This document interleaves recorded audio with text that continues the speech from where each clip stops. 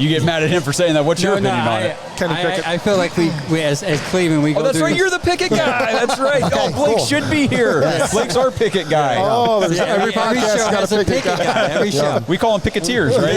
That's actually good. I should be a Picketeer. I'm joining the club right now. Get a shirt, right? I'm going to put a picket fence over your entire next time. No, I feel like as Browns fans or even the organization, we go to these series of events where we feel like we have to start a rookie and we damage them. Yeah, and then we blame that's the organization saying, this guy sucks, it's your fault. It's like, no, not they listen to us as fans, but we had the expectation of starting a rookie. So, yes, I am on the Kenny Pickett train. The reason why I'm on the Kenny Pickett train is that I don't think he had a good fair shot in Pittsburgh. Pittsburgh had Matt Canada. Matt Canada stuck. He sucks, right? Yep. I'll give you a stat, too. I actually was reading up on this because I'm obsessed with Kenny Pickett. Don't judge me. But they only ran I forgot the offense set. Shoot, it just slipped my mind. Who was it? Play action. There Okay, you go. okay, The okay. play action only 16% of the time, and that's Kenny Pickett's. When they did run, he was 76% throwing.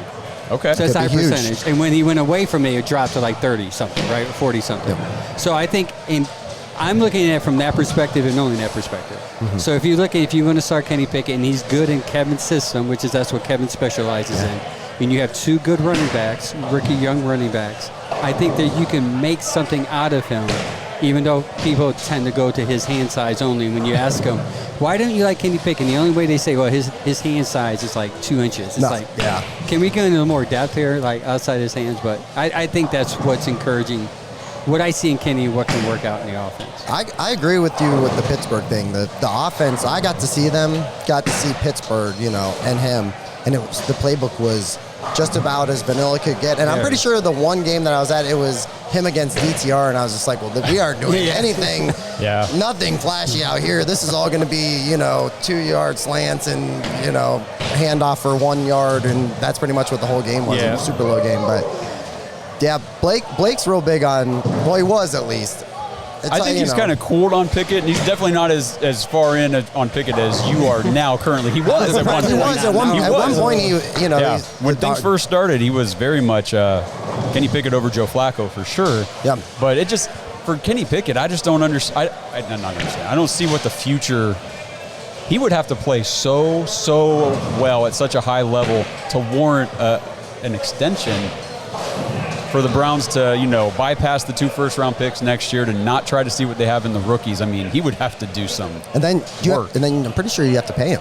You would have to pay him. You would have to pay him. So that's the other part that's unfortunate for it, is like, he could be a great dude for this situation, and then we might end up not having him there anyway because we can't even afford him. The money stuff, like the salary cap stuff, I don't understand how any of that crap. I look at it, I go, hey, we don't have any money, and then literally I wake up the next day, I'm like, geez, we have $40 million. I wish my bank account worked like how the salary cap, because I know when I pay my bills, it doesn't work the same way, but I just want to see somebody come out of it where we're like, there's some clarity and we look like a real football team. There's some I don't want to go out there and, hey, we're full starting now. We can't get lined up. Now we're 3rd and 20 and we're taking sacks. We're still trying to figure out what the hell our identity even is.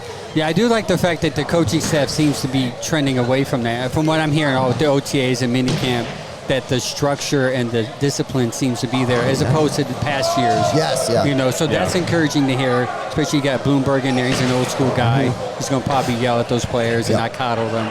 So that's very encouraging to hear. Let me ask you guys a quick question. Yeah, what's up? I think it was Josh that actually said it. I was watching your guys' show where Flacco, after leaving the Ravens, has only gone 9-19. And 5 of those wins are with the Browns. Crazy. Is it a scheme thing, possibly? I mean, what could it be? I don't know. When that happened, I felt like you couldn't have had a perfect marriage. You know what I mean? Like, you have this old veteran, but he's great out of play action, got a cannon. And then you have this play action coach that, I thought it was just such a beautiful mesh.